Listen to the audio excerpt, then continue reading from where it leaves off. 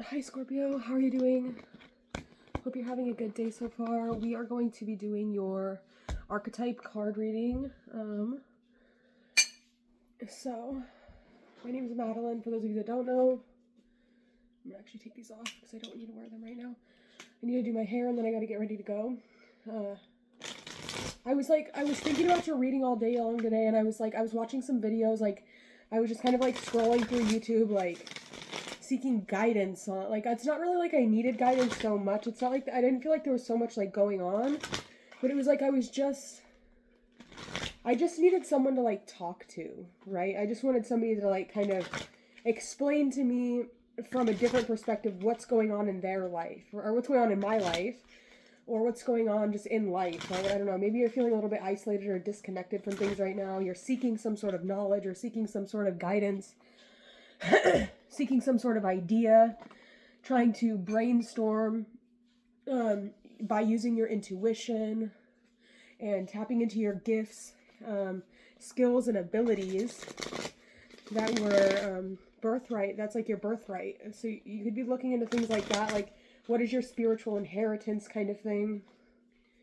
I was also looking at this deck right here that I had made, and I hadn't finished it, but I was looking at these cards right here, and I pulled, this is the first one that would have came out, and you can see it's the same character kind of. We have this girl, and then we have this one, and then we have this one. And I was just kind of thinking about the story, and I was looking at the colors of everything. And you can see, I'm just going to explain it to you because I feel like it's important. So we can see here, it's this girl, it's the Five of Cups. And in the traditional Rider-Waite Smith, let me see if I can find the deck. In the traditional Rider-Waite deck, you see the girl sitting, or not the girl, it's a guy standing by the water or in the water. And he is he's looking down and he's kind of sad, right? So there's no, right here. So you can see this is what it means. It's Mars and Scorpio, it's the Five of Cups, okay? And so it was a different thing, and you can see it's a girl, she's on the playground, right? She's young. It's just a different perspective of this card, and you could see that she has really strong solar power, meaning that she probably has a pretty good sense of self, right? Maybe even when she is in situations where she's comfortable, around people comfortable. I don't like my eyebrows today, they're really heavy. Okay. They're just looking a little thicker than I would like my eyebrows to look. It's okay. So there could be something about that, maybe when she's at home or something like that, when she's around people she's really comfortable around, this really sunshiny, bright, center of attention energy kind of comes out. But there could be something about constantly being in a situation, in a place, in a situation or in a scenario, having to go to a place where you don't necessarily feel comfortable enough to express yourself in your fullest state, right? It's you feel like you have to kind of retreat back into yourself because you're not sure if you're going to be accepted, or you just haven't been given the opportunity to truly shine the way you would like to shine. So this is for Scorpio. I don't know if I said that. Mars and Scorpio is this card here. And you can see here she's wearing yellow, and the playground, turf, is blue, and blue is expansion, and then this is the sun. And you can see she's not quite tall enough to reach the blue yet. But here we go, she gets a little bit older, and so you can see that she's the only person in this card that has the yellow and blue cap and gown. Everybody else has black and red. So I think that it's once you were able to reach this blue, once your feet were able to touch the blue, your sense of expansion of self really began to shine out. And I think that people saw that as you began to progress and as you began to get farther along in life. You could have even graduated with some sort of honors, or you were recognized for your intelligence in something, Scorpio. More so than other people. And then we have the next stage, and you can see it's the Three of Wands, which is this is the Page of Air. So that's winter, and then this is the beginning of spring. And you can see that this yellow has gone into this car behind her. And it was making me think that if the yellow is your soul, it's almost that soul, that solar energy, it's she put her heart and soul into something, right? whether it's like it's a car, so it's a chariot, so it could have been her progression in life to get her somewhere, or it could literally mean like restoring, like it made me think of like restoring an old car, right? So you could have done something like where you were able to completely rebuild something that seemed at one point in time dead, because the sun in Aries is technically the beginning of Aries. We have Ashwini, and that's what Ashwini is able to do. It's the ability to breathe life into things that would appear to be dead. And I feel like you really put your heart and you put your soul into the rebuilding of something. And then we get to the final card where it's yellow and green. And then if we put those two together, and then we get green. And you can see that's like the final progression of this character in this deck. Which it's interesting. I don't know, just kind of when I was generating the images, and it's the Queen of Earth. Anyways, that's just what I came out with. It's the 5 of Water, the 3 of Fire, the Page of Air, and the Queen of Air. It could also be like a mother-child dynamic. I'm not really sure. I just thought I should share that. Let's get into actual reading now.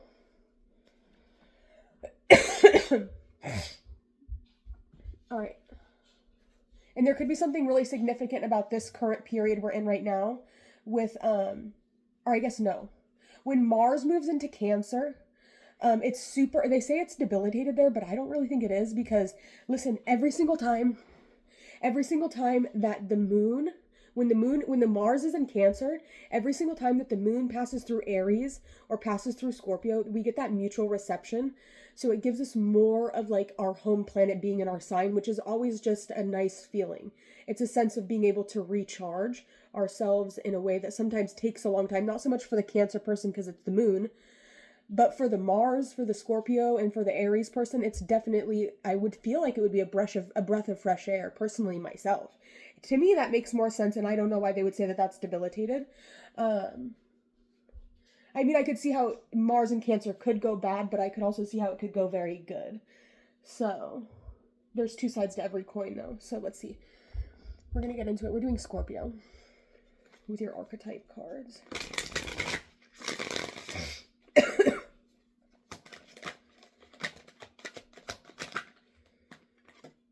All right, first card we have out is the Virgin. All right. That makes sense. Scorpios, like, yes, they have a very intense and deep, passionate sexual side to them, but they're usually kind of a little bit more particular and peculiar. Not peculiar, they're particular. They're not just like, they're not Aries, or they're not Sagittarius. They're not just like, slanging their dick around for everyone to see, right? Scorpio is secretive about things. You have to understand that. All right. In your second house, you have the King.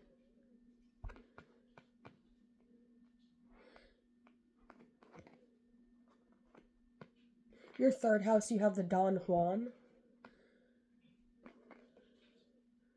Your fourth house, you have the Dilettante. Okay. Your fifth house, you have the Mediator. Your sixth house, you have the Shadow Hero or Shadow Heroine. Heroine? I don't know if I can know how to say that. Your seventh house, you have the Child Magical. Your eighth house, you have the Shadow Messiah. Your ninth house, you have Shadow God. Your 10th house, you have Shadow Bully. Shut the fuck up, Scorpio. What the fuck, dude?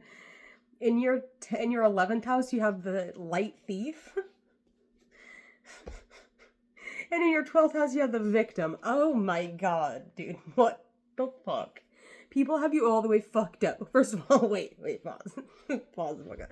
Wait. As soon as we got here to your house, right, your actual house, we got this, and the Messiah reversed. God reversed. Oh, shit. Bully reversed. What is going on here? This is a fucking shit show right here. Damn. What? Get your life together, dude. Fuck. Okay, let's see. We'll start here. Your first house, you're coming through as the Virgin, maintaining symbolic purity of heart and spirit. I think that could just talk about your ability to be particular, your ability to remain pure, your ability to wait until you find the person that you truly desire and truly want. And I believe that's because in your core values you have King. So you could have been, and I know that Sagittarius, you could have been raised like with like, how do I say it? It's not necessarily, I gotta take this thing off. Okay. It's not necessarily that, like, your parents raised you to be super religious or anything like that, but there was just a sense of, like, enlightened, benevolent leadership benefiting those in your charge. So if you're Scorpio rising, you have Sagittarius in your second house. That can happen. That can be like that a lot. Sagittarius can also deal with a lot of like spiritual beliefs. There can also be like things of false accusations a little bit. There's a shadow side to Sagittarius that's kind of weird. But I think you're getting you're getting the light side of it, which is King, which is teaching you to have the core values of a Jupiterian. What does Jupiter does? Jupiter expands. Jupiter rules higher philosophies. It rules children. It rules wives. It rules, Jupiter. Somebody with a strong Jupiter could be seen as somebody that would make a good potential spouse, whether you're a male or a female. And because you have these your core beliefs is that of a king, but you present yourself as a virgin, that just talks about, but then like in your community you have Don Juan, which it's like you have the capacity and the capability of being very sexual. It's just you choose when to show that. And I feel like there could even be a potential to keep it dormant in your system for a very long time until you're able to find the correct person to express that energy with, because you're not just going to express it with anyone. You're particular. You're choosy. You're not out here slanging dick all around, right? You're exclusive. You're exclusive is a good way to say that. Or you could have possibly had like a sister or a sibling, potentially a sibling or something like that was very much so like a pussy magnet, or like just like a womanizer kind of energy, right? That you could have learned that from. But I feel like maybe you saw the negative and the positive sides of things, and you took the more like the less is more route. I feel like Scorpio, you took the less is more route. But you also were able to see the way that somebody does something, so you understand it. Is it necessarily in your comfort zone to act that way? No, but I feel like if push came to shove, you could do it. People could see you as very seductive, right? Maybe it's your virginal kind of like qualities, or maybe it's the fact that you are a little bit more reserved than maybe most of the people in your community. Sometimes like people think that, oh, like, let me be as sexual as possible. No, you don't have to do that. Just try and be like, just be nice. Like you don't have to, less is more. Less is always more. My eyebrows are fucking way too thick, dude. They're driving me nuts, dude. Yeah, I don't like it when they're that thick. Thank you. So we have the dilettante. Is that how you say that? I don't know. And this talks about like preserving delights in the arts without having to be a professional. Alerts you of the danger of becoming superficial in your pursuits. And that's for your fourth house of your home. So you could be kind of like, oh, sorry, I keep cutting my face off. You could be like the kind of person that is really good at, you're not a professional at something. It could be something that's kind of like unconventional about your home or about the way you received love. I don't think it's bad. Your fourth house is Aquarius. So there could have been like a very analytical approach to your heart or into the way that you like to receive love. There could even be like kind of a... Aquarius isn't the most loving sign. Not that they aren't. Like, they have the capacity to love, but it's kind of like deep. I don't know how to explain it. They carry water. They don't necessarily process the water, I feel. They're just the vessel for the water. So you could be like the vessel for love, but you don't necessarily really... You don't get too deep into the water, right? You don't... Like, you can carry the water, but you're not... Or like the water, the love, the emotion, but you're not dissecting it like that. You're not trying to get too in your feelings like that, I don't think. Or at least I'm not trying to get too in deep to your feelings like that right now. I know that you like to go deep, but maybe you do like to go deep. I don't know. Sometimes you don't. Let's not right now. Let's wait. I'm a Cancer, so let's just keep it. Pause. Keep the shell on, please. I don't need to see that. I don't want to see that right now. So just keep it on for just a minute. Relax. Mucho easy, please. We have the vampire in reverse. Please calm down. We will get there. You're making me nervous. All right. We have the Fool. Oh, no, don't cry. Okay. We have the Shadow Hero. Escapism and a false sense of heroism. I was kind of feeling that maybe a little bit. Oh, wait, we skipped one. The Mediator, which is in the 5th house. Gifts for negotiating fairness and strategy in professional and personal life. Respect for both sides of the argument. In your 5th house of like dating, romance. So you know what? I hate to say this, Scorpio, but you could always kind of feel like maybe like the third wheel a little bit. Like, are you always the third wheel? Or are you always like the person that people go to for advice? Are you always the one that like already knows the right answer to something without... It's like, why are you coming to me for the answers when I should be coming to you for the answers? You're the hero, not me. Okay, your 7th house. So when you get into like deep contracts, when you're able to really express who you are, right? Once you get to know someone a little bit better, because Scorpios are a little bit... not necessarily reserved, they're just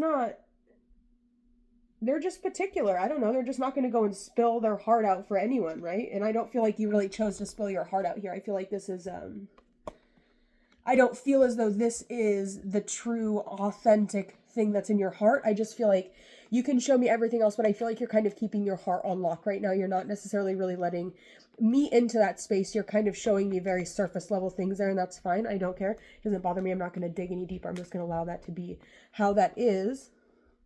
Because if it was meant to come out as something deeper, it would have came out as something deeper, right? We see this virgin energy, and then once you get into a relationship or something where you're able to get to know the person and you're able to let that more authentic side of you come out, we have the child magical, and it's seeing the potential for sacred beauty in all things, the belief that everything is possible. Kind of tapping back into this card right there. That's what that's giving me.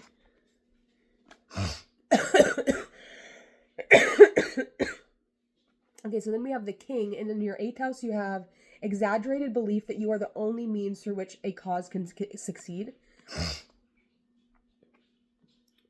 You could have somebody that like, because like when you get to the 8th house, it's not necessarily so much about you, it's about other people.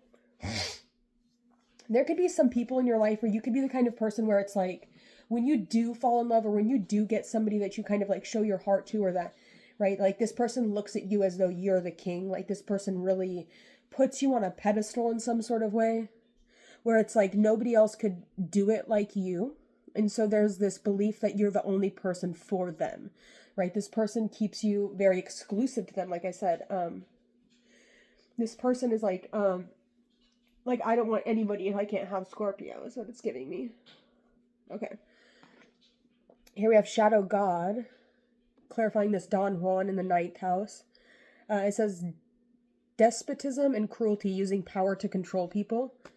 Okay. So, you know, Scorpio, you could be potentially, like, you could recognize this power that you have over the sexuality, especially if you get into like a long-term relationship, or just in a relationship, you get married, you're seeing someone constantly, you realize the power that your sexuality has on this person, and there could be a potential to use that to your advantage at times. In your 10th house, you have the Shadow Bully, conceals deep fears behind verbal or physical abuse. So... I don't know, you weren't really letting me into the heart space so much. Right? I could have tried to stretch it, acting like I knew more than I did, but I don't. But there's something about not speaking nicely to people. That could be a reputation. You could be seen as somebody that has kind of like a sharp tongue, or somebody that's just kind of like... an unstoppable force, right? It's like you're powerful, you're strong. It's like when you set your mind to something, it's like that's how it is. And if you try to cross my boundary, if you try to go over where I'm saying you're allowed to go, we're going to have some serious fucking problems, pretty much is what that's giving me. We have the Thief over here with the 11th house. This could be due to people stealing your energy, due to people trying to like swap destinies with you, things like that, where it's like you had to put up strong boundaries because of people in the past that were trying to get into your energy, take your energy, fuck with your energy, not just allowing you to just be yourself, right? Somebody that felt like there was something that needed to change about you. Those are the people that you had known in the past, 11th house people. And this is, sheds light on the potential wealth within you that can never be stolen. So don't be afraid of anyone trying to take your destiny. What's yours is yours, and what's mine is mine. What is that one song by Ariana Grande? My energy is your energy is yours, and what's mine is mine. What's mine is mine. I think that's yes and. We have your 12th house is victim. Prevents you from letting yourself be victimized or victimizing others. So there's like a sense of, at the end of it all, like accountability. Taking accountability for who you are and what you're doing, and the things you've done and the things that other people have done, because nobody's perfect, right? It's like say that you're in this is just a hypothetical. Say you're in like a toxic or like an emotionally abusive relationship, okay? And let's just say, just give a hypothetical. Say that like the woman, we'll say the woman, because I would say that every time that it's happened in my relationships, I am the woman and I was the one that would act out like aggressively, right? Like I would get so mad and I would like throw a blow, right? Like I would punch someone, and it's super not okay. It's super, super, super not okay. I only said it because I was engaged to a Scorpio, and it's like it had gotten to the point where at one time he had like punched me in the rib, and he broke my rib. And it was like, yeah, I could have gotten really mad about that, but I also have to understand, like, that it was just as much my fault for that happening as it was his fault for that happening. And it was just as much his fault for me acting out aggressively the few times, like, that I had, and the same for him. And it's just never okay. But you have to understand that when you're in a committed relationship, unless it's, like, very, very obviously one-sided and like there's something seriously wrong with that person, but if you're both just like angry, frustrated, like not getting along, you both have to take accountability for that. You have to. I don't know where that came from. I think that was because of the victim card, right? Like, I will not be a victim. I'll never be your victim ever. I'm sorry, that's not me. I'm not a victim. I refuse to be seen as a victim, and I would hope that you would feel the same way. So maybe that's why you're a little bit more virginal now. Maybe it's just because of past relationships where it's like you just kind of got in too deep. And it was just, it's good to kind of like keep boundaries up, right? And respect people's boundaries. Super important. That's why I'm not going to dig any deeper into the heart space, because I don't care to know. That's your business, not mine. If it was supposed to come out, it would have came out. Yeah, we have the Queen of Coins, which is interesting because that's the final card that we pulled already. So, you know, I feel like you're Queen of Cups in reverse. You're getting to that stage where it's like, you've gone through a lot of the trials and tribulations already, and you've learned from a lot of the lessons, and maybe you're trying to heal yourself and you already have healed yourself, or maybe you're just kind of like getting along, like step by step, day by day, making sure that you're only allowing and accepting the best people and the best energy to get to know you and to get to be in your circle, or on your ladder, or in your vicinity. And if people aren't going to be like that, then they don't need to be like that. We have the High Priestess. That's you, and the Princess of Cups. So that's what I got for you. I will talk to you guys soon. Hit the like button if you'd like to. Subscribe if you want to. I'm going to go make some lunch. I'm really hungry. So goodbye. Here's this little green ball. Boop.